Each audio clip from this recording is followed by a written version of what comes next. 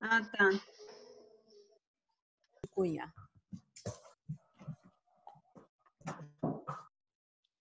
Maria Cristina, do bairro Monte Alegre de Natividade da Serra.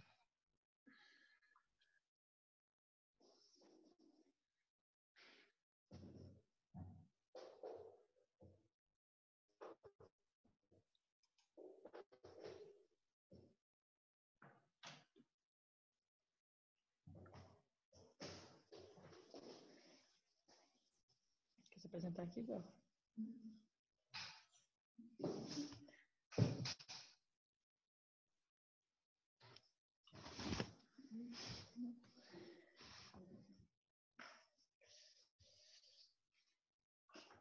Tem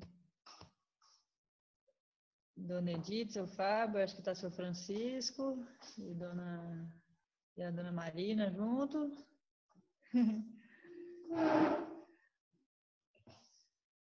Seu Laércio, quiser se apresentar, Ricardo. Sandra, Marcelo.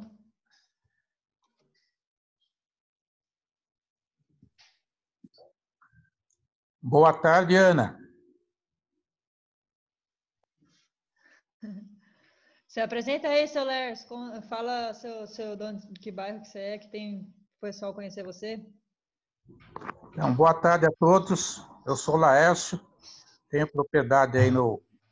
Uns falam que é Brié, outros falam que é Balsa, bem aí no quilômetro 65 da rodovia. Estamos participando desse projeto, coisa está bastante instrutiva, tenho recebendo bastante conhecimento. E hoje, mais uma aula. A maioria, tudo novidades para mim. Grato, hein? Obrigado, hein?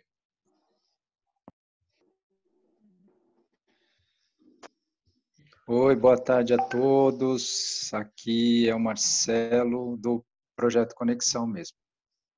Um abraço, bem-vindos e uma boa oficina aí para todo mundo.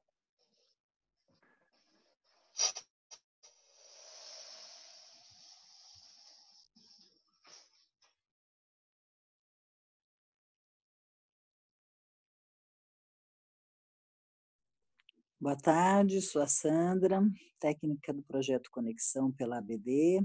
Estamos aí pelo município de Natividade da Serra. Nossos produtores têm bastante dificuldade em acessar a internet, mas estamos aqui nos falando e tentando conectar a turma aí.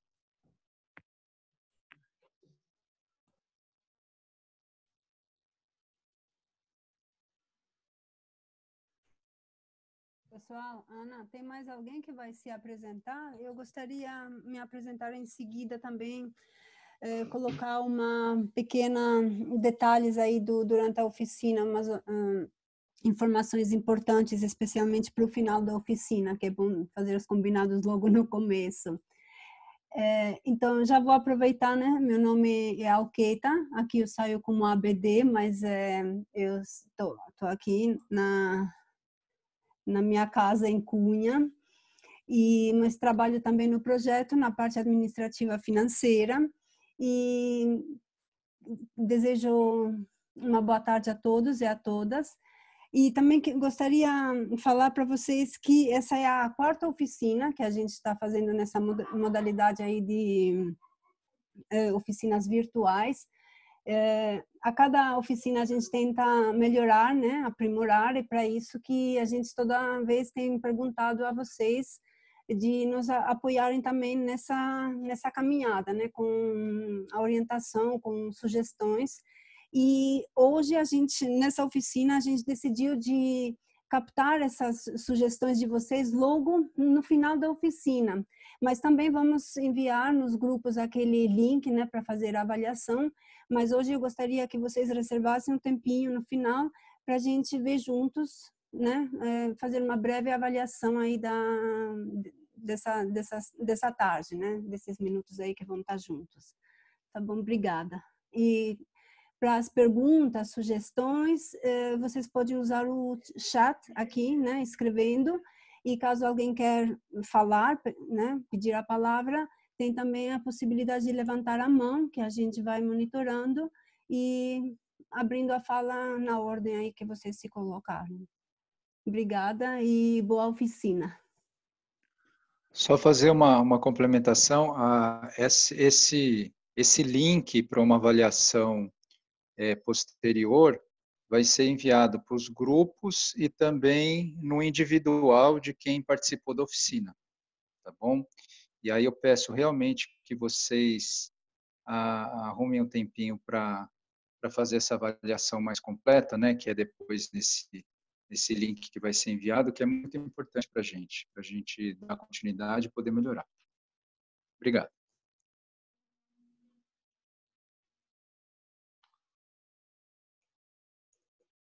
Tem também a apresentação do Ricardo, do Rio Manso, na atividade da Serra. Ele disse que está sem microfone, mas está aqui com a gente, tá?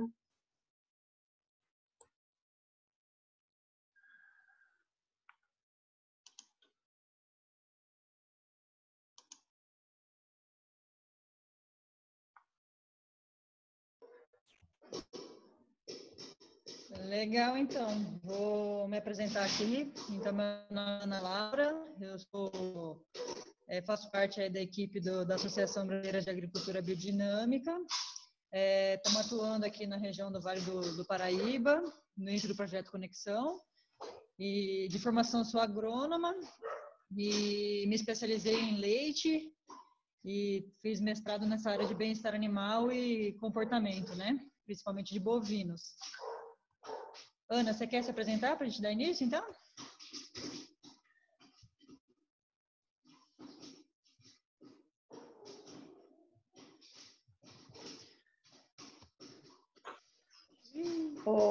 Meu nome é Ana Rezende, também faço parte da equipe aí do Projeto Conexão, né?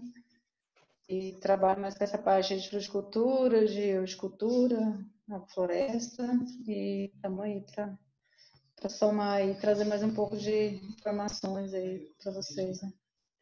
E a gente vai falar um pouco da agricultura biodinâmica também, né? Um olhar mais biodinâmico aí dentro da compostagem também, né?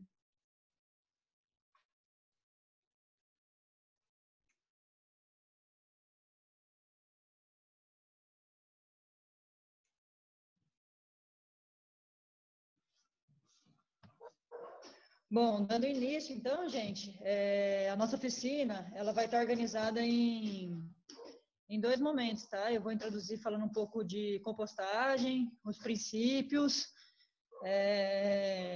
falando um pouco sobre essa parte mais conceitual, e aí a Ana vai estar me ajudando, né? E aí no final a gente vai falar na parte final da oficina, a gente vai estar falando dos preparados biodinâmicos na pilha de compostagem. A gente acha que vai demorar mais ou menos uns 20, 30 minutos para a gente fazer essa apresentação. Quem quiser falar, eu acho que é legal, tá? Pode pedir para levantar a mãozinha aí no Zoom, tem um negocinho que é mãozinha, ou escrever no chat. Eu acho que a gente pode ir conversando durante a apresentação, assim, não precisa eu falar tudo para depois vocês intervirem, fazerem perguntas. Eu acho que pode ser um pouco mais diálogo, vamos dizer assim, tá? Beleza?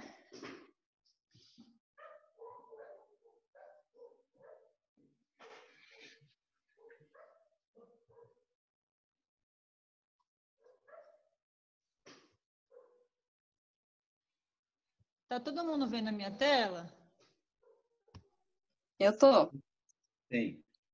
Sim. Tá? Deu uma cor. Tá tudo pintado a tela aqui. Então, beleza. Esses verdinhos não era para ter, mas ele pintou. Não sei. Mas beleza, vamos começar. Eu acho que fui eu que fiz isso sem querer. Tá bonito, Ana. Esse verdinho? Acho que foi, tinha um lapisinho aqui do lado, eu cliquei nesse lapisinho e começou a sair uns desenhos. Achei que era só para mim. Não achei que estava arriscando a tela de vocês também. Desculpa aí, hein, pessoal. Tem borracha? Além do lapisinho, tem uma borrachinha.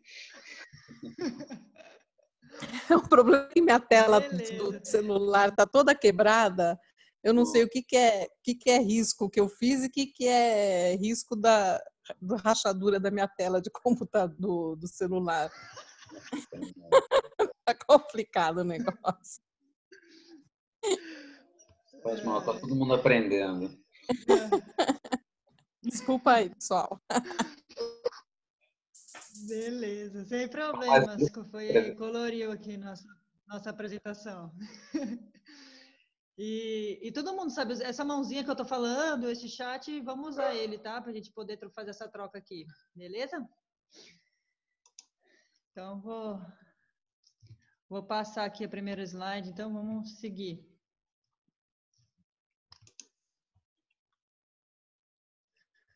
Bom, então o nosso tema de hoje é compostagem, tá? Não sei se todo mundo ouviu o áudio que a gente passou aí preparatório, mas eu iniciei falando aquele áudio que a compostagem é uma prática natural, né? A natureza, ela tem essa capacidade de compostar as coisas, né? Se não fosse isso, imagina a quantidade de matéria que a gente teria, né? De cascas, de galhos, né? O tanto que isso estaria acumulado na crosta terrestre, né? Então, é uma capacidade inata da natureza, isso faz parte dela, né? E aí a humanidade, né, desde que começou a fazer agricultura, ela já trabalha com esse princípio da transformação do material orgânico na terra preta, né? E a gente vem estudando como é que é a melhor forma de fazer compostagem, quais são os princípios dela, para a gente conseguir, ao final de tudo isso, ter um composto rico em nutriente, em maior equilíbrio de nutrição e tudo mais. A compostagem, ela basicamente é isso que eu estou colocando aí, né? A reciclagem da matéria orgânica de origem vegetal ou animal. E aí, então, o resto de comida, podas de árvores, folhas, estercos, tudo que a gente tem de orgânico, vamos dizer assim, né? E que serão transformados na presença de ar, então, e água, e no composto, né? E aí a gente vai falar um pouco sobre essas fases da compostagem. Tem micro-organismo que atuam no começo, outros no meio, mas é uma série de organismos que a gente não vê e outros que a gente vê que vão estar fazendo essa magia acontecer. E aí é importante a gente ter claro que é isso, a presença de ar e água, né? É uma reação que a gente chama aeróbica, né? E aí, assim, tem muita gente que pergunta, a gente está trabalhando aí no campo, tem bastante gente que fala, puxa, mas por que compostar se eu posso usar o esterco curtido diretamente na minha horta, né? Por que eu vou ter esse trabalho de compostagem, né? Primeira coisa é que, assim, aquele esterco que a gente coloca para curtir, ele sofre uma compostagem, tanto que ele esquenta, né? Mas é uma compostagem que, de certa forma, por ela não estar tão balanceada, ela acaba perdendo alguns nutrientes, né? E então, por isso que a gente ressalta a importância de misturar, de colocar palha e tudo mais. E aí tem uma função muito... Então, a compostagem ela tem vários porquês, assim, né? O primeiro deles, que eu ressalto como muito importante, é essa questão de eliminar a propagação de patógenos. Patógenos, às vezes patógenos até ruins para o organismo humano, né? Que vem contaminado na bosta da vaca, na bosta do porco, né? Enfim, aí a hora que a gente faz a compostagem, a gente faz aquela pilha de composto e aquilo esquenta, aquilo dá condição de matar esses micro-organismos, né? E mesma coisa, sementes, né? Às vezes a gente misturou uma palha de braquiária ali cheia de semente, dependendo da temperatura da pilha, a gente vai ter a morte ou a eliminação dessas sementes, né? Elas vão perder o poder de germinação, né? Um segundo ponto de importância é essa questão de reduzir volume e umidade. O composto, a hora que ele está pronto, ele é estável, né? Você faz uma pilha de composto ali, ela vai reduzir, sei lá, 40% do seu volume e vai ter uma umidade estável, né? E isso é importante porque daí você tem controle de odor, isso facilita armazenamento, transporte, uso, né? E aí outro fator importante é que esse produto estabilizado, que é o composto, ele vai atuar como um fertilizante de liberação lenta. Então, ele não só vai trazer nutriente, mas nutriente no médio e longo prazo, né? Bem diferente de uma adubação química com NPK, né?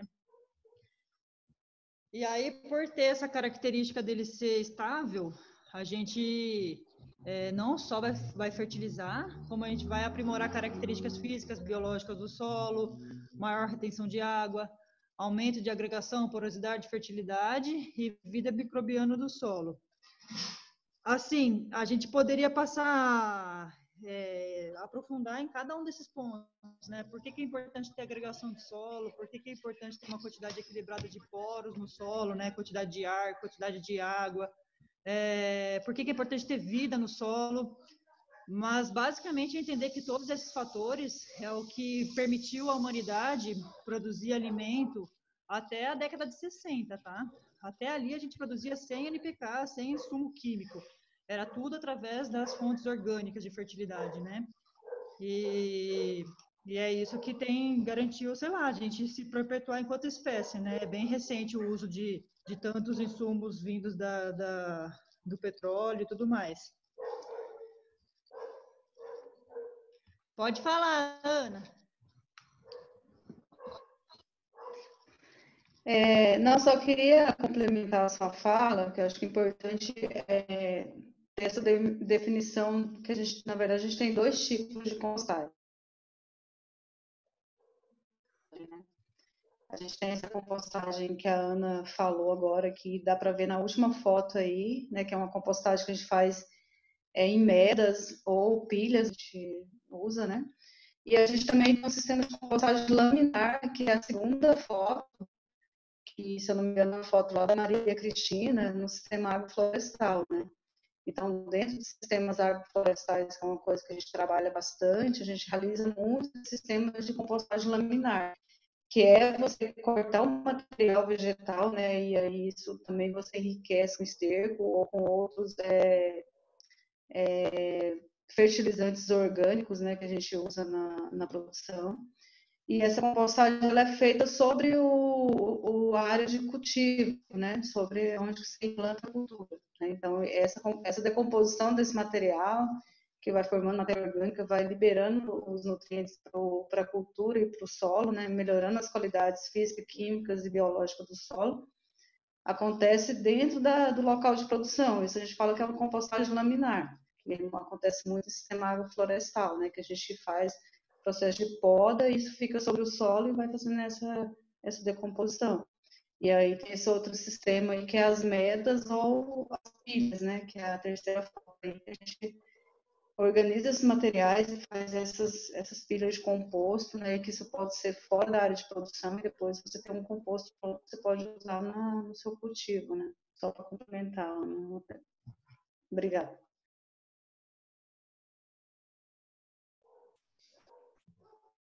Legal, Ana. Eu vou até, quer ver, a gente tem um...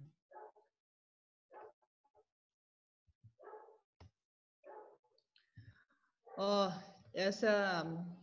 não sei se o pessoal já ouviu falar de terra preta de índio, né? Mas tem vários lugares lá na Amazônia que a galera começou a estudar e percebeu que ali tinha um solo extremamente rico, fértil, muito diferente do solo do lado, assim, né, onde não teve atuação de comunidades indígenas. E aí, tanto que, né, a teoria que mais, né, a comprovação que mais se tem é que a fertilidade da floresta amazônica, ela está nas árvores, né, porque o solo, devido à quantidade de chuvas e tudo mais, ele é muito lavado, então os nutrientes vão embora e são incorporados nas árvores, e as árvores caem, devolve aquele nutriente, né? E aí essa ilustração aí, né, do solo amazônico normal, que os nutrientes ficam na camada bem superficial, né, e rodando entre a floresta e o solo, né? E os indígenas, nesses trabalhos de compostagem, e aí acho que tem mais a ver com essa fala da Ana, né, de compostagem laminar, eles foram organizando matéria orgânica, cinza, carvão, colocaram cerâmica para o meio disso tudo, e isso foi compostando e foi ficando ali, né, deixou um negócio bem estável a ponto de você ter 30 centímetros de camada profunda e rica em nutrientes, assim, né. E aí, né, eles fizeram isso durante muitos anos e hoje a gente está olhando para aquilo ali e consegue cultivar e tem um dos solos mais ricos da floresta amazônica, né? E aí, assim, basicamente, quando a gente se organiza para fazer uma compostagem, a gente está fazendo o quê? A gente está controlando o processo de decomposição. Então, a entender que decomposição não é a mesma coisa que putrefação, né? Uma coisa ela apodrece, outra coisa ela se decompôs. Então, a gente controla esse processo de decomposição, a gente organiza diversos materiais, e aí a gente busca, no início dessa compostagem, seja ela de pilha, seja ela de laminar, a gente busca equilibrar uma relação de carbono e nitrogênio. E aí a gente vai monitorar esse processo para assim se ter um composto de qualidade, né? Eu vou entrar com mais detalhe nessa questão da organização dos materiais, tá? Então, assim, o primeiro passo para a gente fazer uma compostagem seria escolher os materiais. Quais materiais? Principalmente aqueles que são de origem, na verdade, a maioria deles de origem orgânica, que tem a capacidade de se decompor, né? A gente preza por alimentos frescos, assim, né? Não, que nem o pessoal faz compostagem caseira, assim, né? Vamos fazer com o baldinho da pia. Dá para fazer compostagem com o baldinho da pia, mas é ruim colocar carne, coisas que apodrecem muito rápido, assim, né? A gente evita, na verdade, evita sal, evita algumas coisas, evita limão, evita laranja, mas, em geral, a gente preza pela diversidade de folhas, porque, assim, tem planta que absorve mais potássio, né? A exemplo da banana. Outras absorvem mais fósforo do solo, né? Exemplo da imbaúba, do margaridão. Tem plantas que são mais molhadas, né? O alface, a palha do feijão, a palha da mandioca, são todas plantas mais molhadas, assim, né? A gente costuma... Elas entram nas plantas que se decompõem muito rápido. E tem as plantas que são mais secas, né? Então, o capim-piê, todos os tipos de capim são mais secos, né? E os estercos entram no grupo dos molhados, assim, né? Então, a gente sempre vai prezar por uma diversidade de alimentos, de plantas e estercos, para a gente poder ter nessa mistura diferentes nutrientes. E aí, na hora que a gente for escolher esses materiais, é importante a gente ter um equilíbrio na cabeça que cada planta tem uma relação carbono-nitrogênio. As plantas mais secas, elas têm muito carbono, e as plantas mais molhadas, elas têm muito nitrogênio. Deixa eu mostrar aqui, ó. Então, por exemplo, a serragem que a gente pega na madeireira, ela vai ter uma relação carbono-nitrogênio muito alta, mais de 100 carbonos para 1 nitrogênio. Ao passo que o estrumo de porco, o esterco de galinha, ele vai ter uma relação carbono-nitrogênio bem menor.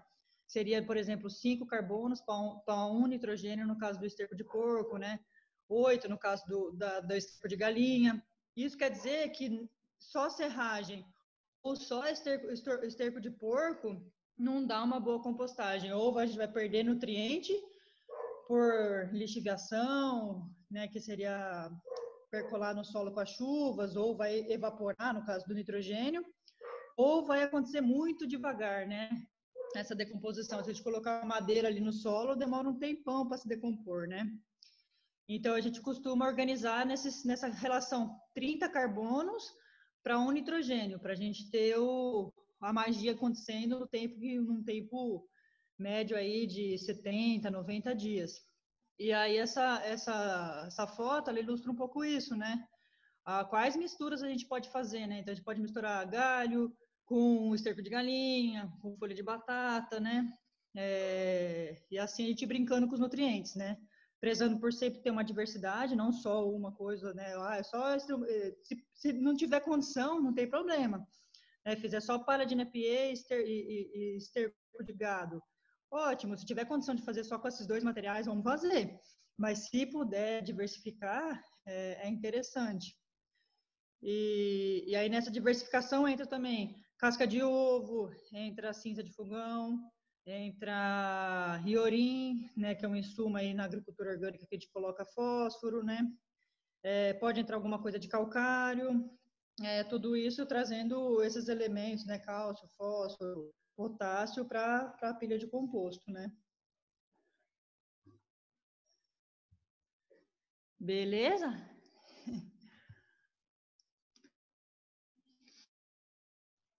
Ô, Ana, quando você fala comentou de adicionar, né, o iorim, calcário, cinza de fogão, casca de ovo, a gente adiciona, tem uma ordem, ou é que vai no final, porque ele não precisa fermentar junto, né? Então, em que momento seria isso daí?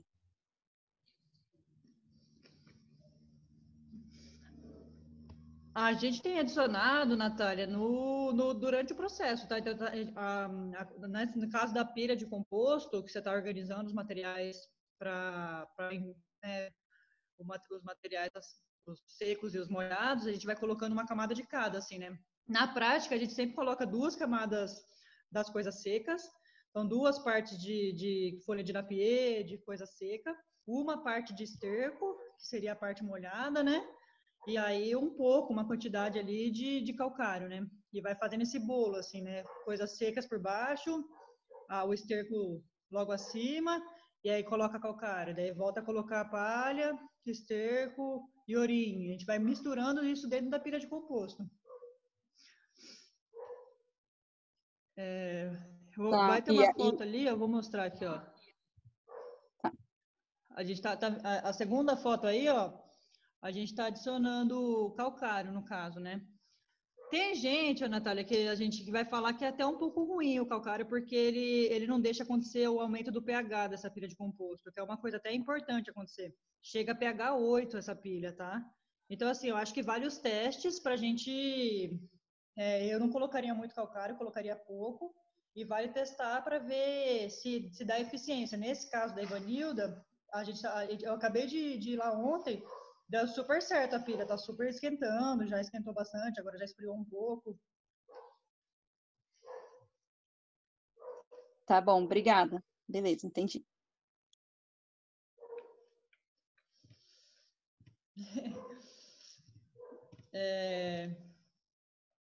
Daí eu acho que até vale a pena a gente mostrar essas fotos. A gente chega lá. Mas é importante a gente ter em mente essa relação carbono e nitrogênio, tá? Tem várias tabelinhas que a gente acha na internet que vai trazer essa relação carbono e nitrogênio dos materiais que a gente tem, né? E aí vai da sensibilidade da gente, né? A gente que está aí vendo sabe que sei lá, uma folha de banana decompõe rápido, né? Não tão rápido, mas decompõe mais ou menos. Então ela pode se misturar com um esterco, né? A gente conseguir fazer essa mistura um pouco mais equilibrada. E aí, então, depois de escolher os materiais, pensar um pouco nesse equilíbrio, né, de plantas, de coisas mais secas e coisas mais úmidas, a gente precisa se atentar a essas questões, assim, né? Algumas a gente não consegue medir, mas, por exemplo, a hora que for fazer o composto, essa questão do tamanho de partícula, ele é importante da gente se atentar, né? Se a gente tiver condição de triturar os materiais, vai acontecer aquela questão de aumentar a área de contato, né? A hora que você tritura, quebra bem ele, aumenta a área de contato. Então, você garante que os micro-organismos atuem com mais facilidade nesse material e decomponha ele mais rápido, né? Bem como deixar um pouco mais uniforme esse contato das coisas secas com as coisas úmidas, né? Outra coisa é que essa pilha ela não pode ser muito pilada, né? Então, por isso que geralmente a gente coloca 2 partes das coisas secas e uma parte das coisas molhadas. Porque os materiais mais secos, eles apilam, né? Eles compactam um pouco mais devagar, né? Do que uma coisa molhada, um esterco, o baldinho da cozinha, né? E a umidade, que é uma coisa que a gente pode estar controlando, né? Observando a nossa pilha de composto e vendo se precisa molhar ou não, né? Mas manter essa umidade em torno de 50% a 60%. Na prática, o que a gente faz é apertar a pilha do composto, assim, né? Foi lá, observou. Se tiver muito úmido, vai pingar de sair nos dedos. Então, a gente precisa jogar uma lona em cima dessa compostagem, ou a gente precisa parar de molhar, né? E ao passo que se tiver se apertando assim, ele tiver muito seco, daí você precisa estar molhando, tá? Essa que daí é o desenrolar ali do monitoramento da pilha. Quando faz a compostagem laminar, a gente não monitora tanto esses processos, né? Mesmo porque é uma coisa um pouco mais... É mais sutil esse processo de compostagem, né? Não é tão calor, né? Você não vê acontecer como numa pilha de composto, né? Certo, Ana? Certo. Eu acho que, só complementando, eu perdi um pouco aqui, tá? A minha internet não está funcionando, não. Então, eu acho que como você falou dessa questão do monitoramento aí, né, que aí é uma coisa bem empírica mesmo, né, aí a temperatura a gente coloca esse vergalhão de ferro no meio da pilha, né, não sei se você chegou a falar, que a gente fez lá na Ivanilda, que aí você controla a temperatura do interior da pilha, né, também com uma barra de ferro, que se você conseguir pegar na barra, tiver quente, é porque a temperatura tá legal, de 60, 70 graus mais ou menos, né. Se tiver fria, é porque o processo não está rolando, e se tiver muito quente, que não dê para você segurar, é porque está muito quente, e aí você vai queimar o material em vez de decompor, né? Então, você vai perder valor nutricional. Então, tem que atentar para isso também, né? E aí, mais um detalhe que eu queria colocar, com relação a essa questão do processo de compostagem, né? Que aí a gente já entra um pouco, assim, a importância de fazer uma compostagem e os cuidados que tem que ter com a proteção do solo, né? Porque você tem que escolher um local ideal, não pode ser um local muito inclinado, não pode ser um local perto de curso d'água, né? Até dentro da certificação orgânica, né? Isso é uma coisa que é bem cobrado dos agricultores, né? Às vezes o agricultor ele tem que colocar isso debaixo de uma lona ou em cima de um piso, né? E cobrir essa pilha também, né? Porque pode ter perda tanto para o solo como para o ar, né? De nutrientes, né? E você pode contaminar o seu solo também, né? Quando você faz uma pilha de composto que tem a questão do chorume, que é o líquido que vai saindo, isso pode ser um contaminante, embora você está trabalhando com materiais vegetais, estercos, né? Materiais orgânicos, né? Mas tem que ter esse cuidado também, né? Para você manter os nutrientes ali, não contaminar o seu solo e ter um processo bem feito dessa compostagem também, né? Isso é um fator importante também que a gente tem que deixar claro, assim, né? Para quem vai começar a fazer alguma pilha na propriedade, né? Acho que era isso, Ana, contribuição.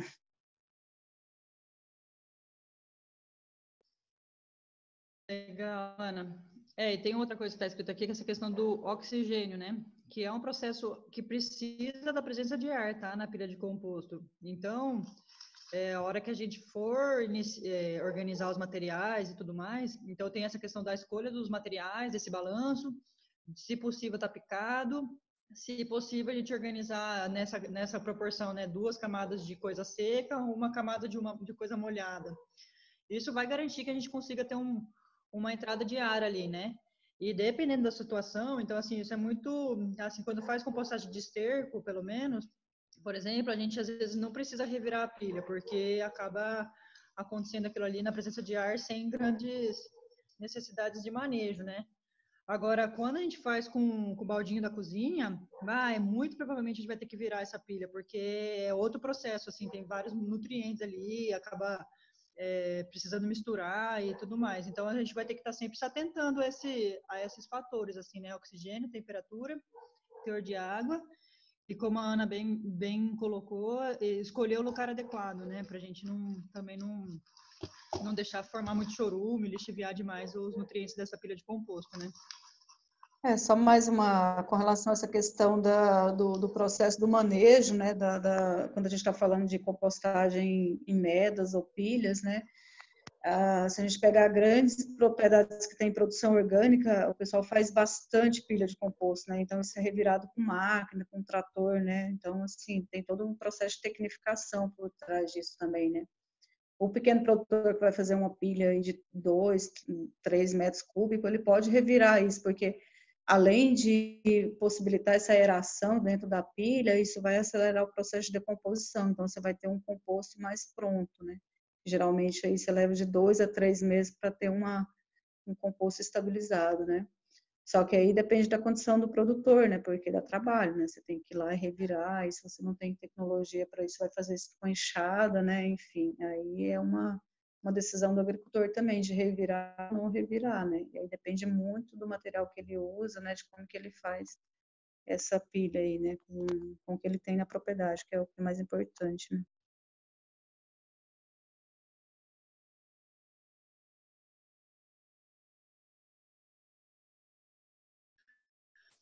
Chique 10, Ana. Você até falou da experiência de vocês ali na ABD, até de colocar bambu no meio da pilha de composto, né, para ajudar nessa aeração, né? Que são a alguns gente testes que tem... podem fazer. Tem gente que coloca galho também, né?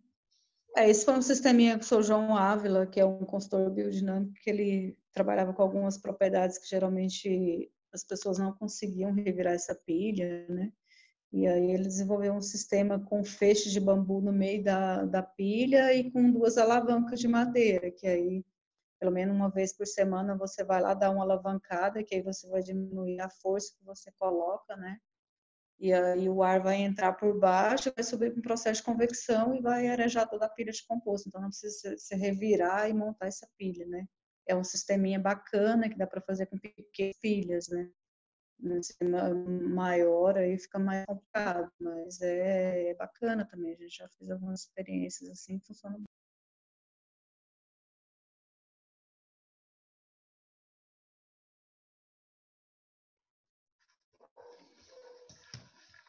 Beleza. E aí, basicamente, para vocês entenderem o processo que rola então na pilha de composto, que é o natural, então é que a gente tem um acréscimo de temperatura, que chega aí em torno no máximo de 65 graus. Esse acréscimo de temperatura, ele está em função de bactérias, que vão predominar no início da compostagem, e de fungos, que vão trabalhar na pilha de composto do começo, no meio, até no final. E aí, então, tem esse ciclo de micro-organismos, bactérias no começo, fungos em tudo, e lá no final a gente vai ter o actinomicetos, né, que são outros grupos aí de bichinhos que vão ajudar a gente a formar esse composto, tá? Então, é esperado esse aumento de temperatura, e essa temperatura vai decrescendo conforme a gente vai tendo o processo de umificação. Umificação é o contrário de mineralização. Então, o que a gente está fazendo é guardar nutriente nas partículas de composto. E isso, quando a gente vai para o solo, vai acontecer o processo ao contrário, que é liberar nutriente, que é mineralizar. Então, a gente guarda nutriente umificando e depois a gente mineraliza colocando no solo, que é através da mineralização que a gente vai conseguir ter nutriente para as plantas absorverem, né? Depois desse processo de compostagem, se a gente quisesse continuar e fazer o que a natureza faz, o que a floresta faz naturalmente, seria oferecer esse composto já umificado para as minhocas. As minhocas podem continuar o processo de umificação e aí, né, a gente ter um composto mais estável ainda, né? E é isso.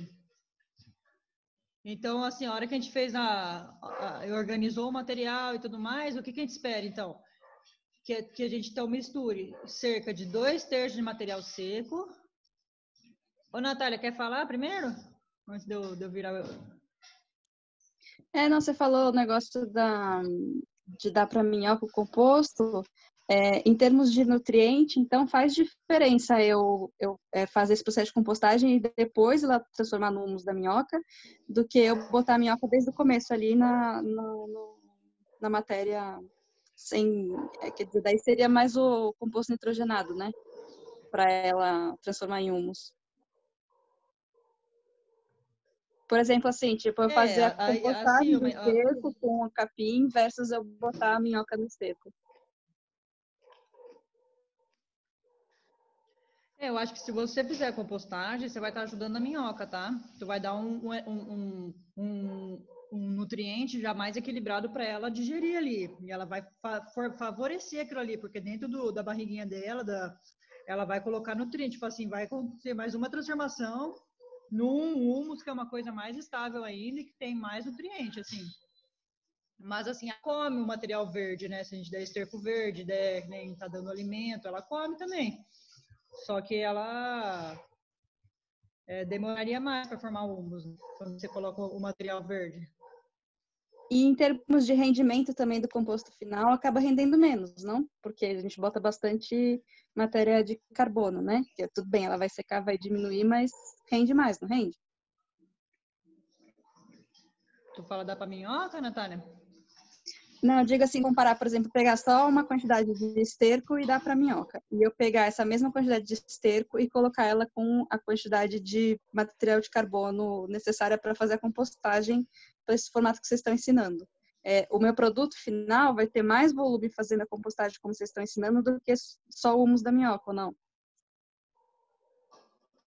Eu acho que sim, porque você adicionou mais material também, né? Você colocou o carbono, imagine que você colocou uma parte de esterco e 2 de carbono.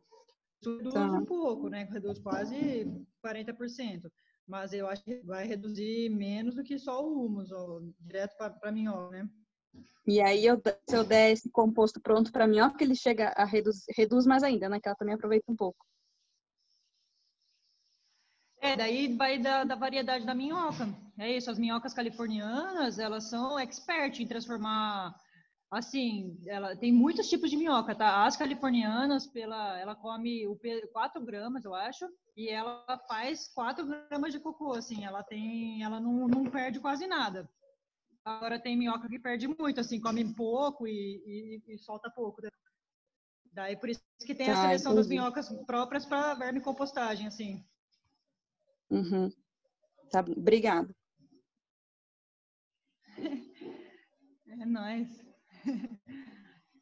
Então, assim, o que a gente está esperando dessa pilha de composto ou da compostagem laminar também, né? Assim, é que na pilha de composto as coisas são mais controladas, mas a gente espera misturar 2/3 de material seco com 1/3 de material verde, material úmido, né? Então, são aqueles materiais, os secos são aqueles materiais com muito carbono e os úmidos são com pouco carbono, né? Então, no muito carbono entra as podas, né? As folhas de árvore, os capins, as coisas que se decompõem bem devagar. E no muito nitrogênio, né, no material mais úmido, entra o baldinho da cozinha, os estercos, tudo que se decompõe mais rápido, né? A palha do feijão, a palha da mandioca. Então, a gente espera equilibrar essa pilha na relação CN, mais ou menos fazendo essa proporção, 2/3 de material seco, 1/3 de material úmido, né? A gente espera que nessa pilha de composto tenha adição de oxigênio. Então, como a Ana falou, a gente pode ter máquinas para fazer esse trabalho de colocar oxigênio. Tem experiência de a gente colocar galhos e coisas grossas ali no meio para ajudar a gente a aerar essa pilha. E a gente pode fazer o teste de não aerar e ter uma pilha que demora, em vez de 60, 70 dias para decompor, 90, 100 dias, né? A gente espera que tenha produção de calor. Então, se isso não acontecer, tem alguma coisa errada. A gente misturou mal, está faltando umidade. A gente espera que tenha perda, então, por conta do calor, que tenha perda de vapor de água. A gente espera que tenha perda de carbono na forma de gás carbônico, que é produto da decomposição microbiana, né? Isso é esperado. E alguma perda de nitrogênio vai ter, mas tem que ser pouca perda, né? A gente não pode chegar do lado desse composto e sentir aquele cheiro forte de amônia, sabe? Quando a gente, isso é bem comum quando a gente está a gente sente esse cheiro nas granjas de aviário, assim, né? Que tá um cheiro bem forte de amônia mesmo. Então a gente espera que tenha alguma perda, mas a gente não consiga nem perceber no olfato, assim, né? E aí, depois desse tempo aí, a gente vai ter a estabilização do composto. Parece que alguém falou. Tem uma pergunta, Ana, aqui no chat. A gente vai fazer a interação, perguntar direto, né? Acho melhor. Alqueta, então, eu sugiro a gente deixar para o final, sabe? E a gente dá uma acelerada, aí, porque a gente já está com bastante tempo, né? Só uma sugestão, para a gente não perder o ritmo também, né? Mas, enfim. Bom, eu deixei como sugestão aí, tem um artigo, ele está em inglês aí, mas ele fala, ele traz, por ele ser uma revisão, ele fala bastante coisa da compostagem, assim, eu acho que quem tiver condição de ler, vale a pena estar lendo, posso compartilhar eles nos grupos também. Ele traz toda essa parte mais teórica, conceitual da compostagem. Acho.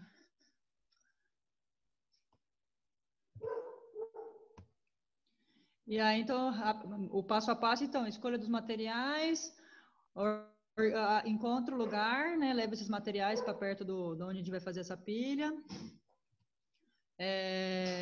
Começa fazendo a leira sempre com palha por baixo. Primeiro uma camada de palha, né, nessa parte de 2 partes, daí uma camada de esterco. A gente colocou aqui com a Ivanilda calcário, mas como eu disse, poderia ter colocado casca de ovo e iorim, e tem que ter cuidado com o calcário, porque talvez ele atrapalhe um pouco, né, muita quantidade. Depois disso, a gente colocou uma camada de palha, outra de esterco, outra de palha. E aí, a gente, né, o que é, mais ou menos, a gente espera que essa leira ela tenha 1 metro de largura, e de comprimento pode ser infinito, assim, o que vai atrapalhar nessa questão do comprimento é a questão do manejo mesmo. Se tiver condição de virar 40 metros de composto, beleza. Agora, a largura não pode ser muito maior que 1 metro, porque senão a gente acaba atrapalhando o processo de aeração, de temperatura e tudo mais. Então, geralmente, as leiras são de 1 metro de largura. E de altura é até 1,5 metro, que o pessoal fala, né? Que seria o ideal também para a gente ter essas reações acontecendo. Mais que 1,5 metro ficaria muito alta a pilha. E aí eu acho que essa oportunidade de maquinário, assim, né? Se for trabalhar na mão, talvez não vale a pena fazer pilhas muito altas também, não. Nem, né, fazer uma pilha um pouco mais baixa, né? Essa da Ivanilda mesmo, tá vendo? Ela tem 60 centímetros, assim, 80, né? Por causa que ela vai trabalhar virando isso na enxada e tudo mais. E aí a gente terminou essa pilha de composto colocando fibra de banana, né? Então terminou com palha, colocou fibra de banana e por fim colocou um material grosso de palha, só para guardar essa, né? Fazer com que mantenha essa pilha protegida, assim, né? Não caia muita chuva e tudo mais.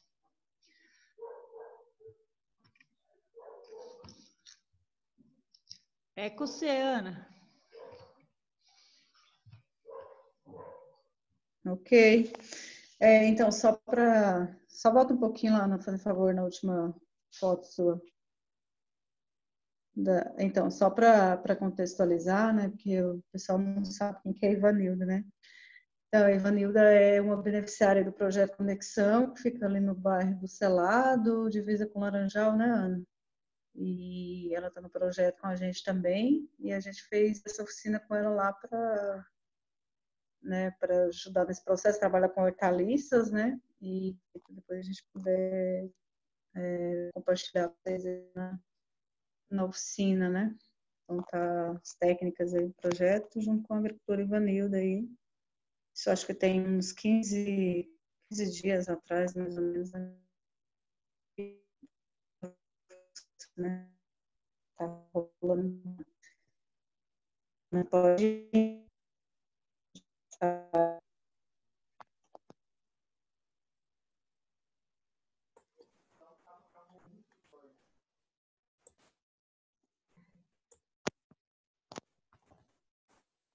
Ana?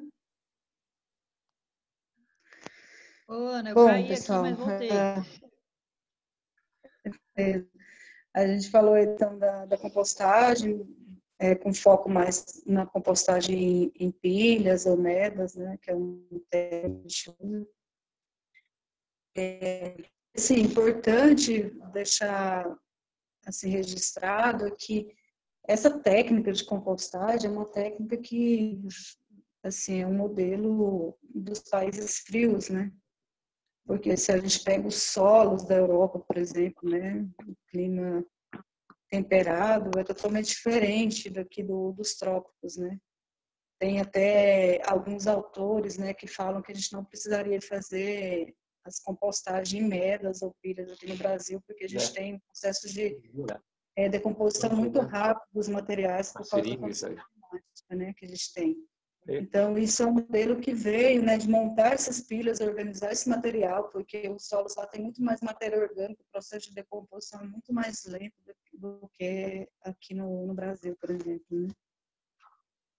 E aí, falando assim, um pouco da agricultura biodinâmica, né, que o Rudolf Steiner foi o precursor aí da agricultura biodinâmica, né, que em 1924 ele deu um curso agrícola para os agricultores lá da Alemanha, e aí ele falou um pouco desses preparados, né, que a gente usa dentro da agricultura biodinâmica, que eu falei um pouco na outra oficina que a gente fez, né, quem participou, que a gente não vai entrar muito nisso hoje, né, não é o foco, mas aí traz essa questão da sutileza da agricultura biodinâmica dentro da amostragem, né, que além desse arranjo químico, físico e biológico, né, que a gente falou até agora, o uso dos preparados biodinâmicos, ele traz uma questão cósmica e uma questão espiritual também, né? E uma interação do ser humano para esse sistema que a gente fala de organismo agrícola, que seria a propriedade toda integrada e com a participação do ser humano,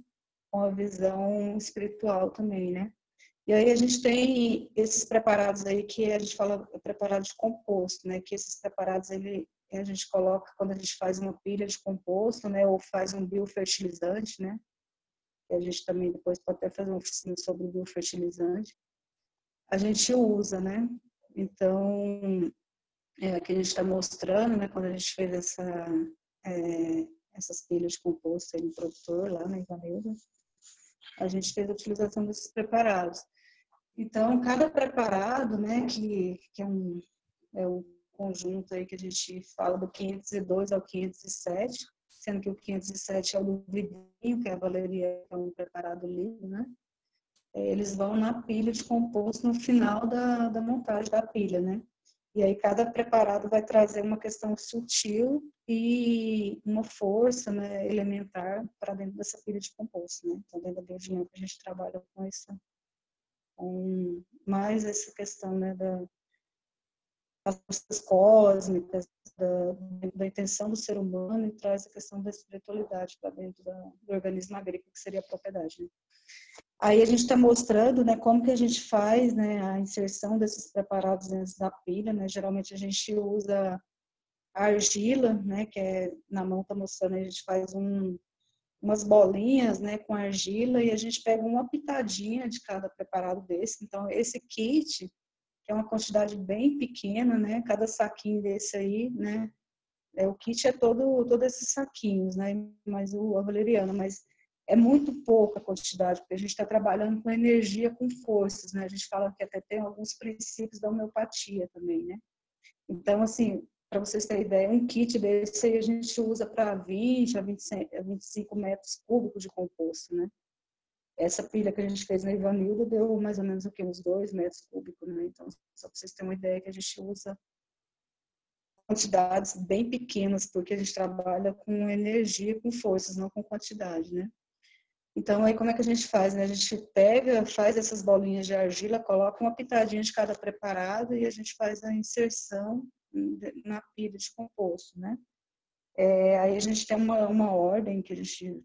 Acho que tem um slide falando disso, como que a gente faz essa inserção, né? E, assim, se a gente faz a pilha igual a gente fez lá na Ivanilda, que a gente não vai revirar, a gente aplica esses preparados uma única vez. Aí, se for revirar a pilha, que geralmente o recomendado é a cada 15 dias, aí a gente tem que fazer a aplicação de novo, né? E aí é uma foto ilustrativa como que a gente faz a aplicação desses preparados, né, que vai do 502, né, ao 505, que é os preparados que vai nessas bolinhas de argila, ou vai em composto, a gente pode fazer bolinha com composto também, né, com de minhoca, se tiver também. E aí, o único preparado que não muda quando a gente faz essa aplicação é o 504, que é o preparado de urtiga, né, que ele sempre vai no centro da pilha.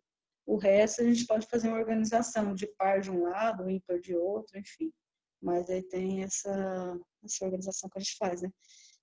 E aí a gente fez a inserção dessas bolinhas mais ou menos no meio da pilha, né? De profundidade. E aí o último preparado, que é a valeriana, que ela é aspergida, a gente faz a dinamização desse preparado durante 15 a 20 minutos, né? Você faz um processo de dinamização desse preparado, né, que é você trazer as energias, né, a intenção do ser humano, as forças cósmicas para dentro do preparado, e aí esse preparado ele é aspergido sobre a pilha de composto, né? Então é o último preparado que a gente aplica. E aí esse preparado ele vai fazer uma proteção, né, que ele trabalha com a questão do fósforo, do calor, né? Então ele cria uma camada protetora, né, sobre essa pilha de composto e faz a organização dos elementos que estão atuando ali dentro da pilha, né? Então, os preparados, eles têm muito essa questão de organizar esse processo, né, dos materiais, né? Uma organização mais sutil, né? A gente trabalha muito com essa questão de forças, né? De forças sutis, né? Como eu tinha falado antes, né?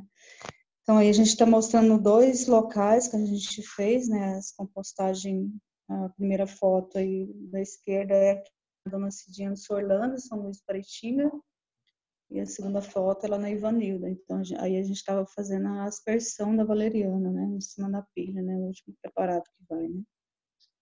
A gente pode passar, Ana.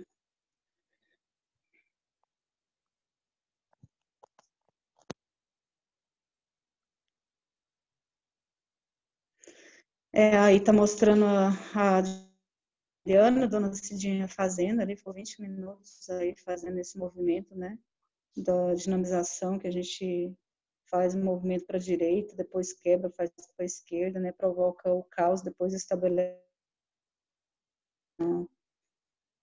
A gente faz isso com outros preparados também, né, e aí tem várias explicações por que a gente faz isso, né, que acho que no caso agora a gente colocar. Falei um pouco disso na outra apresentação. E aí o Sorlando colocando as bolinhas lá com o preparado 505, se eu não me engano, inserindo aí na pilha de composto, né.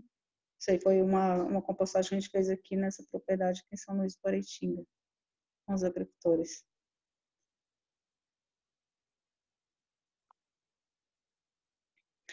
E aqui, resumindo, né, uma tabelinha falando dos preparados bem rapidamente, né, o que é cada coisa, né, a valeriana aí é uma planta europeia que floresce na Europa, dificilmente floresce aqui no Brasil, uma planta que é usada como fitoterápico, calmante, né, várias pessoas já utilizaram essa planta, inclusive eu, como calmante.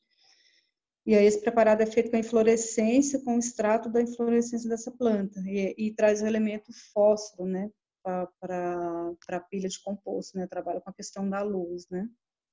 O dente de leão, a plantinha que acho que quase todo mundo conhece, né, tem para todo lado, e também é uma planta de lá, mas que adaptou bem aqui no Brasil. E aí esse preparado é feito com as flores dessa planta e vai dentro do mesentério, lá no caso, como trabalhava com a vaca, né, o Stein falou muito da importância da vaca dentro da biodinâmica, né, que é um animal sagrado em várias culturas, né. Então é um preparado que é feito com as flores dessa planta e o mesentério, no caso eles usavam a vaca, mas pode ser outro animal doméstico, né, que é feito esse preparado. E aí ele vai trazer o elemento potássio e silício, né, para a compostagem, né, e trabalha um pouco dessa questão da sensibilidade, né, dos elementos, né, na pilha de composto. O carvalho é uma planta também da Europa, uma planta que vive muitos anos, né, e aí é a casca dessa planta que vai dentro de um crânio de um animal doméstico, enterrado em área de brejo, enfim. Aí, só passando rapidamente, né, porque a gente não vai ter tempo para falar sobre isso, mas essa planta traz a questão do cálcio, que é uma planta que tem muito vigor, vive muitos anos, então traz a questão do elemento cálcio e a estruturação para o composto, né. A urtiga, que eu falei que é que vai no centro, que é o único preparado que não muda, né, quando a gente faz a inserção na pilha. A gente usa toda a parte aérea da planta, ela não vai em órgão animal nenhum, ela é enterrada no solo, né? Fica 6 meses lá, depois desenterra e tem esse preparado pronto. E ela vai trabalhar muito ferro, enxofre, potássio e cálcio. É uma planta que é comestível, quem é, por exemplo, vegetariano, tem problema de anemia, pode comer essa planta, que ela traz essa questão do ferro, tem bastante ferro. E ela trabalha a questão do ritmo, né? Desses elementos ali na pilha de composto, né? A camomila, que eu acho que quase todo mundo conhece, essa camomila verdadeira, que é uma camomila da Europa também, a gente tem vários outros tipos de camomila. A gente usa a flor da planta e vai dentro do intestino delgado de algum animal, no caso lá, eles usavam vaca, né, que era a realidade deles. Essa planta vai trabalhar o enxofre, o potássio, o cálcio e traz a questão da sanidade para a pilha de composto, né. E aí, por último, é a milfolhas, que é a novalgina, que eu acho que quase todo mundo conhece também, que é uma planta usada para o pessoal usava para dor de cabeça, né? A gente usa a inflorescência dessa planta, as flores, né? Conjunto de flores, que chama inflorescência. E essas flores vai dentro de uma bexiga do cervo vermelho que tem na Europa e tem na Argentina, mas não tem no Brasil, que é tipo um veado que tem lá, né? E aí tem todo o processo de preparação desses preparados também, né? E aí esse preparado ele vai trazer a questão do enxofre e do potássio para a pilha de composto, né? E traz a questão da vitalidade também, porque dentro da agricultura biodinâmica a gente trabalha a vitalidade, né, do solo, das plantas, do alimento, né? Então a gente trabalha muito com isso. Produzir um alimento vital, né? Ter um solo vital, ter um alimento vital, uma planta equilibrada e trazer isso para o ser humano, para a alimentação do ser humano, né? Então a gente trabalha além de uma simples produção de alimento, pensando nessa questão da vitalidade, da energia, do lado espiritual, que o alimento, que a propriedade, que o ser humano pode colocar ali, né? A sua intenção. Então, eu acho que é isso que tinha para falar.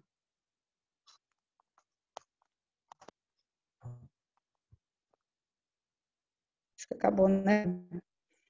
Acabou a apresentação? Eu acho que é o último slide, não era? Não sei se a Ana está me ouvindo, ela que está controlando aí. Tem umas 3 perguntas no chat. A gente acho que pode abrir agora, né, o quê? Porque a gente já passou de 1 hora de apresentação, né? Acho que... Tá bom, tá aberto. Na verdade, as perguntas estão aqui. Eu posso ler? Acho que Essa era antiga, inclusive, da Maria Cristina. Ela pergunta: se for considerar a parte sanitária, a compostagem consegue limpar os micro-organismos indesejáveis, o que não acontece se colocar diretamente os materiais com as minhocas, principalmente considerando o uso do esterco? Eu acho que ela fez um comentário, na verdade, né, Alqueta? Sim. Acho que é um comentário e ela tá, e eu acho que é isso mesmo, ela está correta. Assim, eu acho que a compostagem, né, ela vem para isso, né, porque uma coisa que a gente fala muito com os agricultores é assim, a questão, o pessoal acha que você pode usar esse tipo de forma, né, dentro da cultura orgânica, né, da agroecologia, você usa os materiais, né? Só simplesmente o esterco, ele tem que passar por todo um processo, né? Porque pode ser um contaminante de solo, né?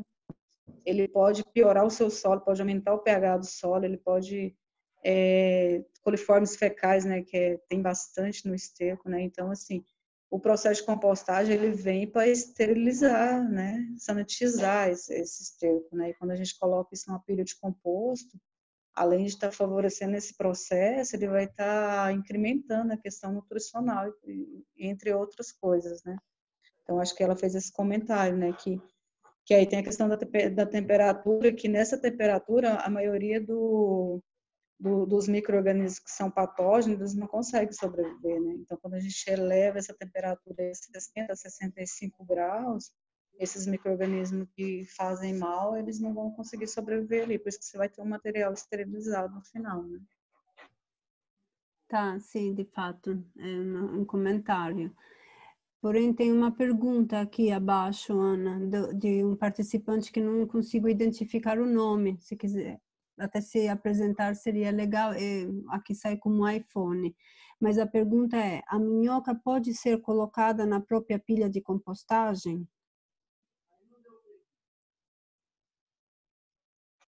Talvez inserida, sim. Pronto. A gente não costuma pôr na própria pilha de composto.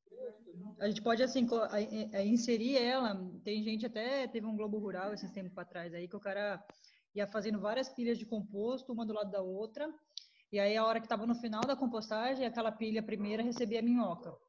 Aí, conforme a minhoca ia terminando de compostar, né, terminando de finalizar o processo de umificação, ela acabava o alimento ali, ela já pulava para a pilha do lado. Isso sim, ela entra no final da compostagem, tá? Então você pode, no final da compostagem, colocar minhoca ali. E aí esse que é o desafio, né? Você ter várias pilhas em vários tempos, assim, para quando a minhoca terminar de comer ali, ela pula para o lado, na pilha que foi feita 10 dias depois, e aí depois ela pula para o lado de novo, e aí ela vai sozinha, assim, porque como acabou o alimento ali, ela migra, né? Então a gente coloca ela no final da compostagem mesmo, mas pode ser na própria pilha. E assim, se quiser colocar numa casa de minhoca, pode ser também no minhocário, né?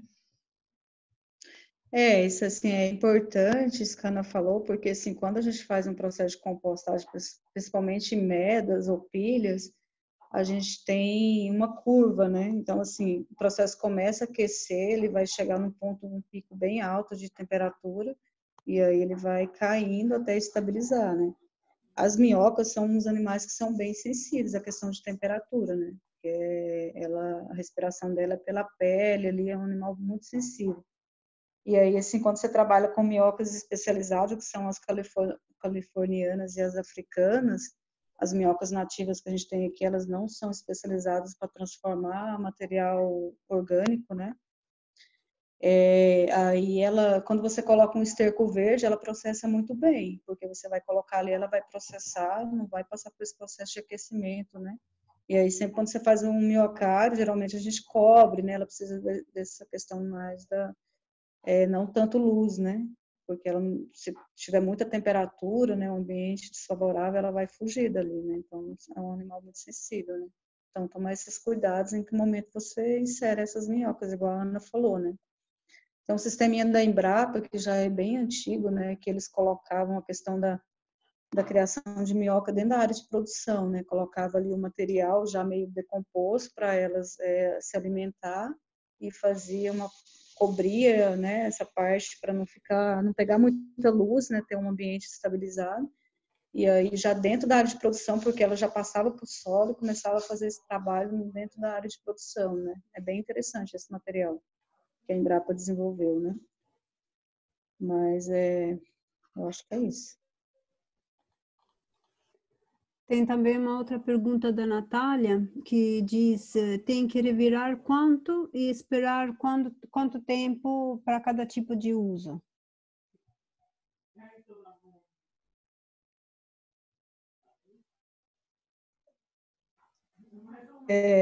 Bom, assim, você quer falar, Ana? Não, pode falar, Ana. Estava esperando você mesmo.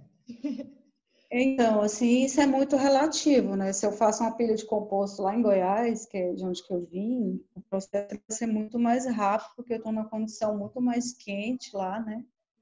E se eu faço uma pilha de composto aqui em São Luís, eu vou ter um processo muito mais lento. Então, assim, aqui, se eu reviro mais rápido, eu vou ter um composto mais pronto, mais rápido, né? Então, assim, na literatura eles recomendam que a cada 15 dias você revira a pilha e monta de novo, né? E aí isso depende muito do material que você está usando, como a Ana colocou, e da granulometria desses materiais, né? Mas geralmente, assim, é de 60 a 90 dias, né? Que você vai ter um material, uma pilha de composto com material pronto, estabilizado, né? Aí vai depender muito desses fatores, de temperatura, umidade, ar dentro da pilha e dos materiais, essa relação carbono e nitrogênio que você está usando, né? Então depende de várias coisas, né?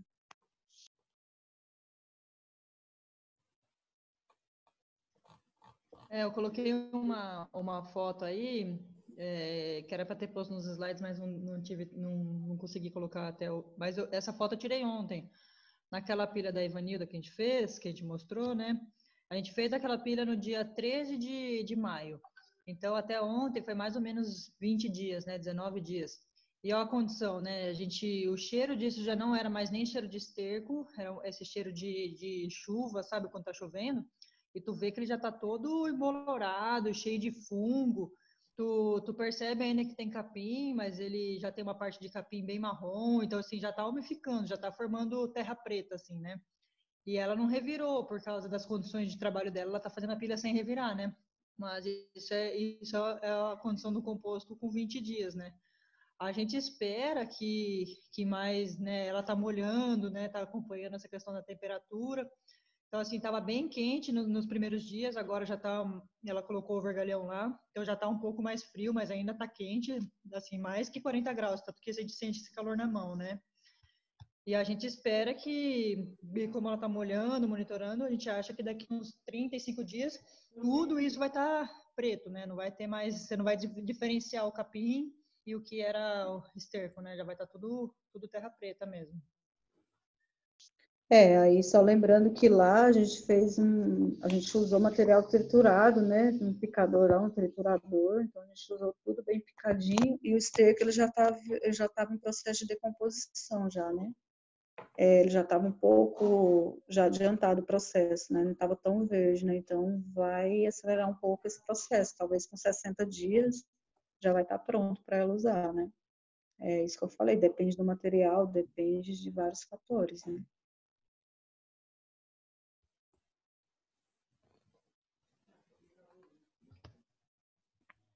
Eu acho que é importante ressaltar, Ana, até lembrando um pouco a fala da Maria Cristina, essa questão da resolução de orgânicos, né? Ela prevê a compostagem de qualquer esterco antes de ser colocado na sua horta, né? Então, se você almeja uma certificação orgânica, a gente tem que se apropriar dessa técnica de compostagem, seja ela em pilhas ou sobre o canteiro, e aí respeitando pelo menos 60 dias desse processo de esquentar e de compostar e de misturar os materiais, pelo menos 60 dias, né, Ana?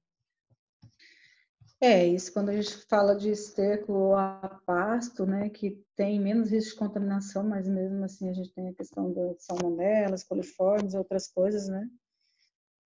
Esterco de sistema confinado, o agricultor ele tem que fazer de qualquer forma, ele tem que fazer essa compostagem antes, ele não pode entrar já direto no solo, né? E aí, para quem tem um selo orgânico, se ele for fazer uma compostagem laminar, se for o produto que vai ter contato diretamente com o solo, ele tem que esperar no mínimo 60 dias, né? Para o ciclo da cultura, né? Então, é essa importância, porque, assim, a gente acha que está usando esterco, né? E está tendo um produto bacana, na verdade, não é bem assim, né? Então, tem muitos produtos, né, tive vários testes de produtos certificados, né, que tem contaminação, né, vários produtos, né, inclusive coliformes fecais, enfim. Então, a importância do produtor ter consciência disso, né, por que tem que fazer esse processo, né? Principalmente quem trabalha com hortaliça, porque ciclo rápido, né, você pega uma rúcula, 28 dias o produtor está colhendo, né? Se ele coloca um esterco fresco ali, ele vai ter vários organismos ali, né, patógenos que pode estar contaminando essas verduras, né? E fora a questão de pragas e doenças que o esterco pode trazer, né? Você coloca um esterco verde lá, ele traz várias coisas ali que vai contaminar seu solo, vai contaminar sua cultura depois também. Só complementando, assim, às vezes tem uma coisa que as pessoas perguntam, mas se eu curto esse esterco, né, se eu faço um processo de compostagem com esse esterco, né, eu consigo eliminar tudo que tem ali? Não necessariamente, né? Às vezes nem as sementes de plantas, né? Mas, por exemplo, metais pesados, né? Não sai do sistema, né? Sei lá, e compostar um esterco, você pode até diminuir alguma coisa, mas não resolve, né?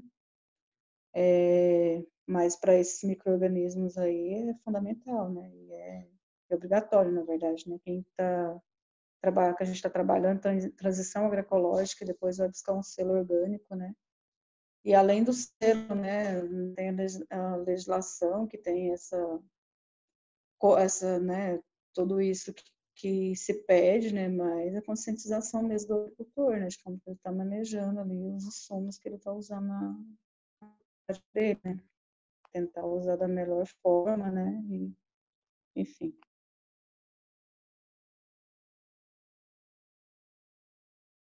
Tem mais uma pergunta da Maria Cristina. Desculpa, Ana, você quer complementar? Eu ia falar um pouco, pensando aí na Dona Edith, no seu Fábio que cria galinha, né, na Natália, que assim, dentro dessa relação carbono e nitrogênio, aí que tem a importância da gente, por exemplo, colocar as maravalhas, né, os pós de serra, no chão do galinheiro, porque o esterco de galinha, se a gente não misturar ele com palha, ele fica quase impossível de usar, né? Você tirou do galinheiro, ele já começou a dar bicho, dar um monte de bigato, ele fica um negócio super esquisito, cheio, parece uma lama até, né? E aí que vem essa história das maravilhas no galinheiro, que vai possibilitar você atirar um esterco mais seco, e aí você composta isso e vai ter um excelente adubo, né? Então essa integração do animal, né, na propriedade, o tanto que isso pode ser melhor aproveitado, né? Então aquele resíduo, aquele negócio que a gente não sabia o que fazer, a gente transforma em adubo, né? que é a mesma relação com o baldinho da cozinha, né? A gente fala, puxa, que eu vou dar tudo para galinha aqui, isso aqui fresco, né? A gente às vezes pode compostar e utilizar isso para produzir na sua horta, ou enfim, pode dar para galinha também, mas quem está na cidade às vezes não tem o animal, enfim.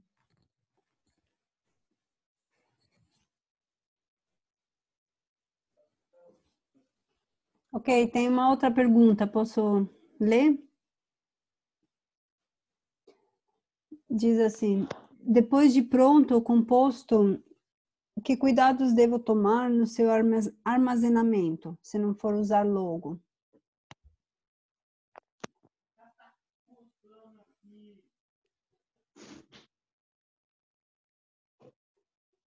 Posso responder? Vai, Ana. Manda ver, Ana.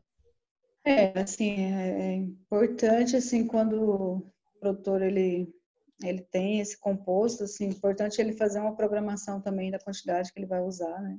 Geralmente, assim, de uma forma geral, a gente recomenda aí 2 kg por metro quadrado, né? E aí, assim, esse composto, ele tá pronto, né? Tá nessa condição já estabilizada, e aí ele ensacar esse produto, né? Para ele não perder nutriente, né? E aí deixar no local seco, né? E aí ele pode ir usando esse composto, né? Geralmente trabalha com produção, se for pequena propriedade, pode fazer uma pilha, uma pequena pilha, né? Programar para estar fazendo, sei lá, todo mês, né? Mas grandes propriedades que faz grandes volumes, eles conseguem armazenar isso, né? Tem os barracões e saco, enfim. E aí vai usando esse material aí, né? Então, tem esses cuidados aí no armazenamento, né? Local seco, né? Cuidado também, pode ensacar com tambores, enfim, o que o produtor tiver lá, para ele armazenar de uma forma mais segura, né? Evitar contaminação de animais, por exemplo, rato, outros animais também, né? É importante esses cuidados.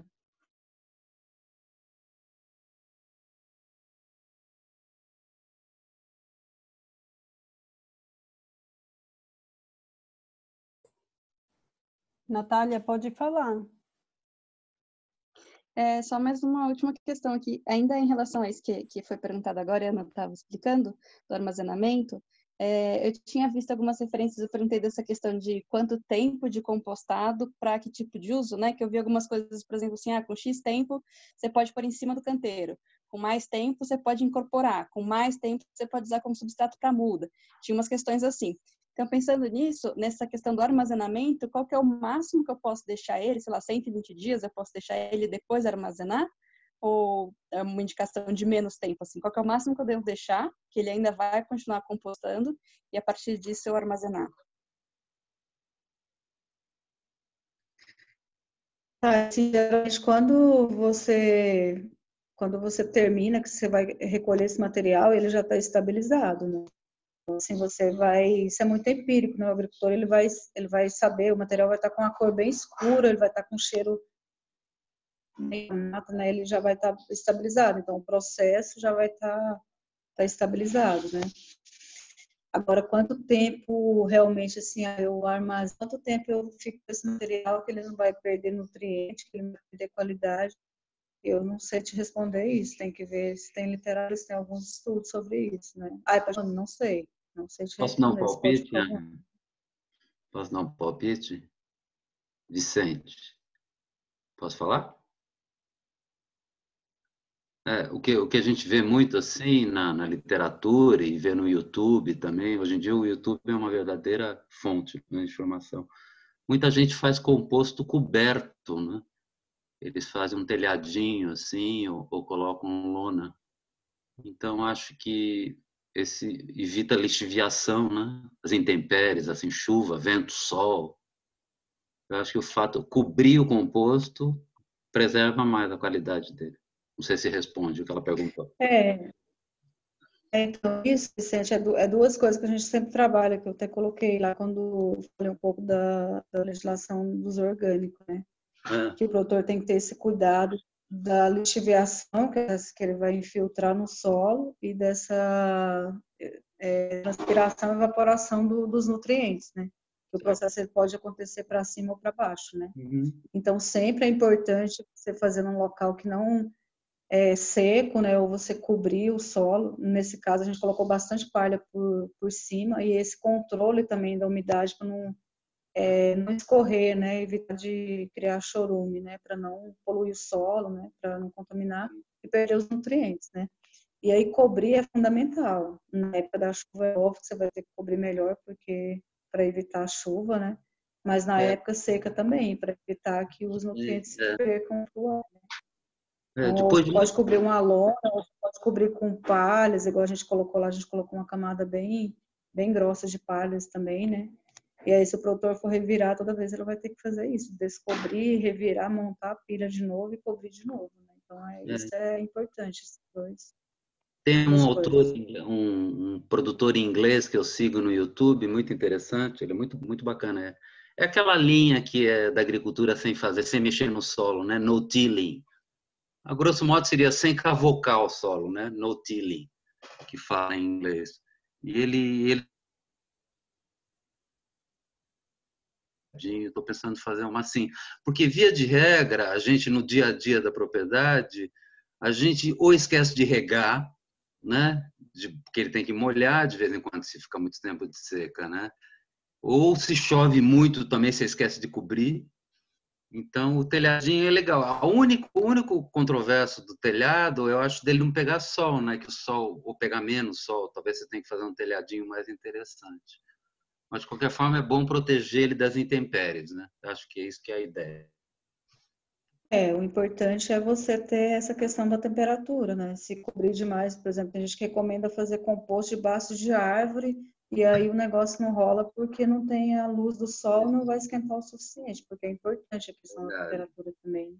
É lógico que tem uma temperatura interna que é criada ali pela ação dos micro-organismos, mas é importante também ter essa questão da temperatura externa também, né? Eu estou pensando em fazer um telhadinho que pegue bem o sol da manhã e depois aquele sol forte não pegue mais. Pensando em fazer assim. Porque eu sinto, assim, esses anos, eu faço há muitos anos composto já, eu sinto que ele perde um pouco as características se a gente deixar ele ali. Por mais que você cubra de palha tal, eu sinto que ele perde um pouco. E essa questão de armazenamento, né, que ela perguntou, às vezes você não usa tudo, né? Então ele já está maturado, ele vai ficar um bom tempo lá e ele pode ressecar. Os meus acontecem muito de ressecar às vezes. Então acho que de repente cobrir ou com uma lona, se não quiser gastar em telhado, uma lona, né? Sim, Mas com sempre certeza, lembrar que porque tem que ter um meio termo, né, entre proteger do calor excessivo do sol e aerar também, ter a aeração, né, não pegar o sol aí essa questão de cobrir é que você vai segurar a umidade também ali, né? Se resseca também. porque está aberto, né? Então vai ressecar bastante. Só que, por exemplo, o composto, além de você usar como uma fonte de adubação, né? Uhum. Quem faz muda é uma coisa muito importante também para você fazer muda, tanto de frutíferas como de hortaliça, né? Então, dá para você desenvolver várias receitas de substrato, né? Eu estava Super. recomendando uma de composto com terra de folheiro para os agricultores, assim, para não.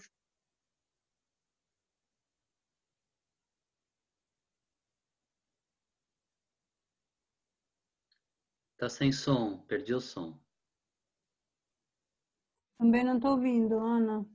Agora acho que a Ana ficou sem som.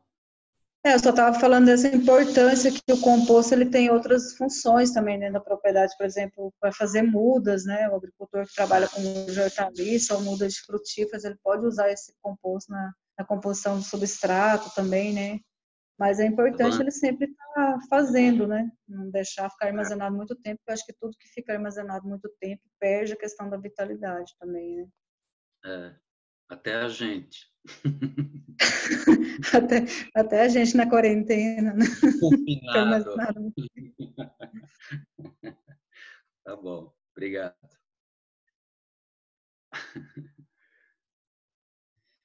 Eu acho legal esse diálogo, isso que o Vicente traz para a gente, da questão porque o processo, quando a gente consegue monitorar ele vai garantir um composto de maior nutrição, né, de maior qualidade.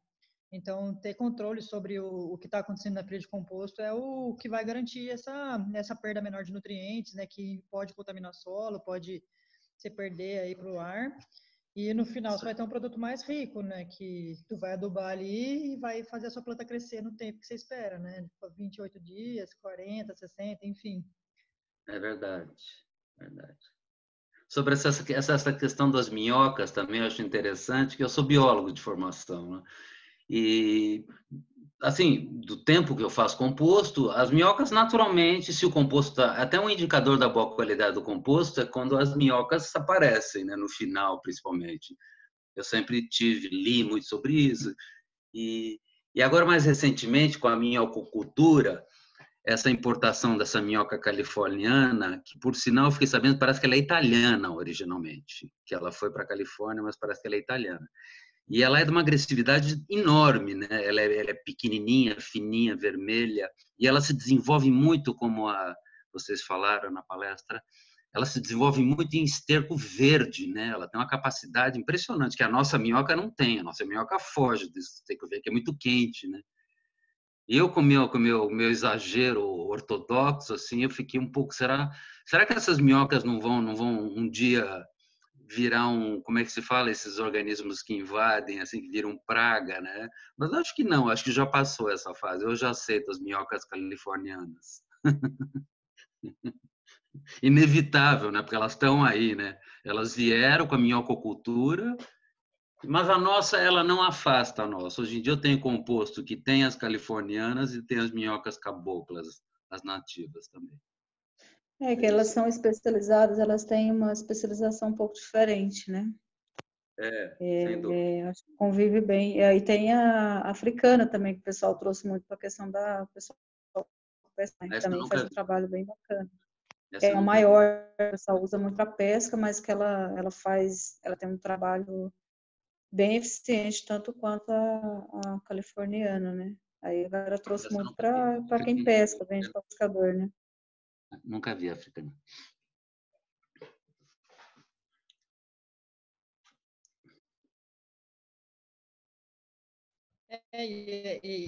Esse que você comentou, Vicente, é legal porque é isso. Se você tem a pilha de composto, tem as suas minhocas ali. Se você pega esse composto, se ele tem a minhoca e você leva isso para a horta, se essa horta está passando por um processo de compostagem liminar, ou seja, tem ali material ainda em decomposição e tem cobertura de solo, né, aquele capim picado, alguma coisa que permite que a minhoca se desenvolva, né, em relação à umidade e a sombra e a escuro, a tendência é realmente essa minhoca propagar pela sua horta inteira e vai andando pelo seu quintal e vai convivendo ali, porque ela vai ficar ali, né? Se ela tem condição de viver, ela vai viver. E isso aqui em casa mesmo aconteceu. Elas fugiram do meu minhocário, que eu esqueci de pôr. Esqueci não, achei que ela não precisava tanto esterco assim. Falei, vou deixar ela ali. E ela foi para todos os meus canteiros. Hoje tem minhoca no canteiro como um todo, assim. Não dá para ser purista, né? Tão purista, né? Se eu considerar que eu sou neto de italiano, por que as minhocas italianas e californianas também não podem trabalhar aqui no Brasil, né? Quase tudo, né? Principalmente tudo que a gente come, né? A maioria, tudo veio de fora, né? Até a gente mesmo, né? Então, tudo unido, né? Acho que não tem essa discriminação, não, desde que tenha um equilíbrio, né? Sem dúvida, sem dúvida. E tem a qualidade, né?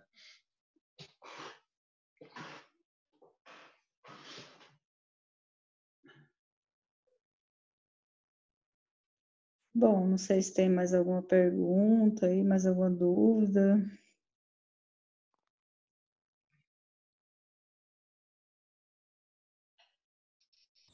Seu Fábio nem comentou sobre minhocas hoje, seu Fábio.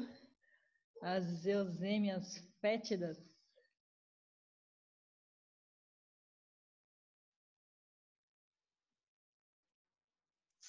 Será que eles estão conseguindo ouvir, Ana? Eles não falaram, né?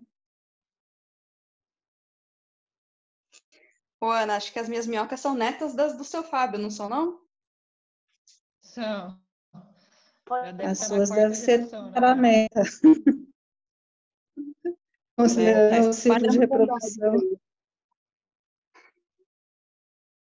considerando a taxa de reprodução, deve estar na 100ª geração já, Natália.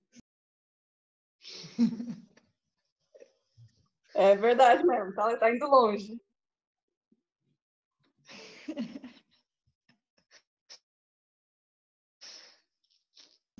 Ana, eu acho que você poderia aproveitar e dar um informe aí, né, da próxima oficina, né, da galera. Pode ser. Que a gente vai ter. A gente vou fazer o informe então e depois a gente fecha aí com uma avaliação breve, né, de quem conseguiu participar aí. Não, só para avisar, a próxima oficina nossa está prevista, acho que dia 17, que é daqui 2 semanas, né, na quarta-feira também. A princípio, a gente vai manter esse horário das 17 horas, que pelas respostas que a gente teve, seria um horário mais adequado. Vamos ver. E aí vai ter uma convidada externa, que é a Daniela Causa. Ela trabalha numa cooperativa de produção de leite orgânico. E, enfim, ela vai contar um pouco a experiência dela de produção de leite à base de pasto e certificado como orgânico. Então, a gente convida aí vocês. Queria dizer que talvez não são muitas experiências no Brasil que a gente tem de leite orgânico, então a gente vai estar contando com uma experiência que enfim, acho que é legal a gente ouvir. E tem toda essa relação da importância das árvores, do cuidado com o pasto, da seleção dos animais, né, do manejo preventivo para a saúde animal. E é isso, logo mais a gente solta o áudio preparatório para a oficina, e se vocês puderem comparecer, eu acho que vai ser bem legal. E é isso aí.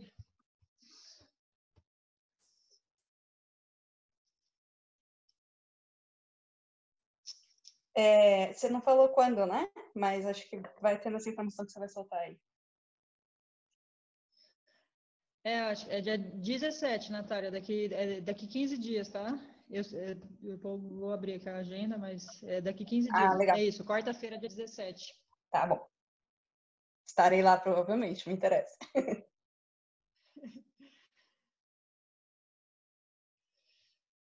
Então, beleza, gente. A Laura precisa sair aí, né? Se alguém puder, se vocês quiserem fazer uma breve avaliação para a gente poder colher dessas melhoras contínuas.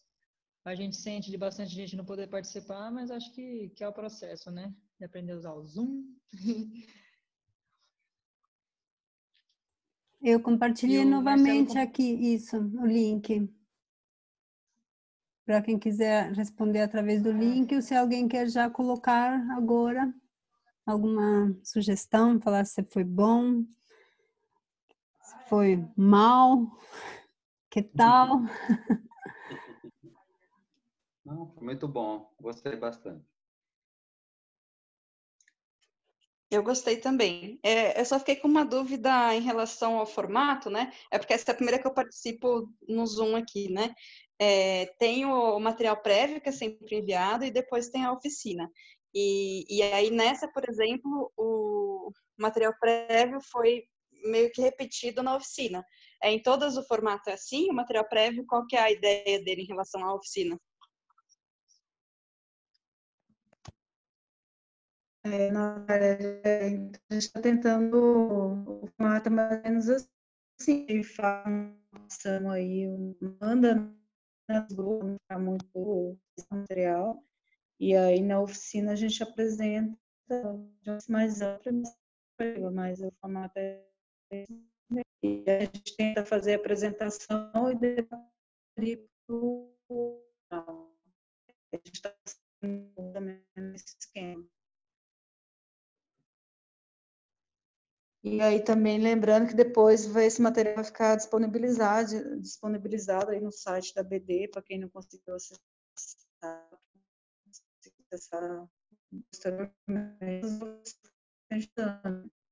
as outras já estão lá, quem quiser entrar lá, baixar, ouvir, está disponibilizado. Beleza, então, valeu. Ok. Boa noite a todos. Tem o seu Fábio. Boa noite, Vicente. Tem o seu Fábio aqui, ou a Marina. pedindo Ainda tem fala. A não ser que foi um tchau. Ok, então. Boa noite a todos. Tchau, boa noite. Boa noite, pessoal. Obrigada pela oficina e até a próxima. Nós é que agradecemos. Queria agradecer a todo mundo aí que participou, o pessoal do SPG Lagoinha Cunha, também somando com a gente, né? O pessoal aí, os beneficiários do Projeto Conexão, a equipe, o Ricardo aí, que é amigo nosso também, que está participando sempre aí com a gente. E gostei, né? Todo mundo junto novamente. Um abraço para todo mundo. Tchau. Tchau. Falou, pessoal. Valeu. Obrigadão.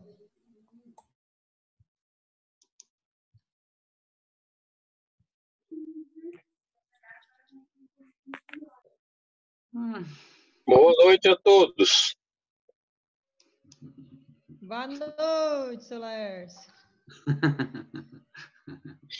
Oi, Ana.